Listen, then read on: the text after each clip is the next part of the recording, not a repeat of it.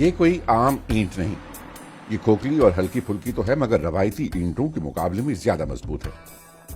ایسی ایک اینٹ 2 روایتی اینٹوں جتنی مضبوط ہوتی ہے۔ بنگلہ دیش میں 90% تعمیرات اب بھی روایتی مٹی کی اینٹوں سے کی جاتی ہے۔ یہ اینٹیں زرخیز مٹی سے بنائی جاتی ہیں، اس لیے ہر سال 42,000 ہیکٹر زمین بانجھ ہو جاتی ہے۔ یہ صورتحال ملک کی غذائی سلامتی کے لیے خطرہ بن رہی ہے۔ اس کا متبادل کنکریٹ سے بنے یہ کھوکھلے بلاکس ہو سکتے ہیں۔ یہ بجری، سیمنٹ اور ریت سے تیار کیے جاتے ہیں۔ نتیجہ زرخیز زمین کی 70% کم بربادی۔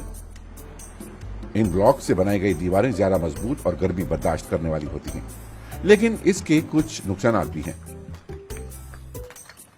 سینڈ مائننگ ماحولیاتی نظام کو نقصان پہنچا سکتی ہے، جبکہ دنیا بھر میں 8% کاربن ڈائی آکسائڈ کے اخراج کا سبب سیمنٹ بنانے کا عمل ہی ہے۔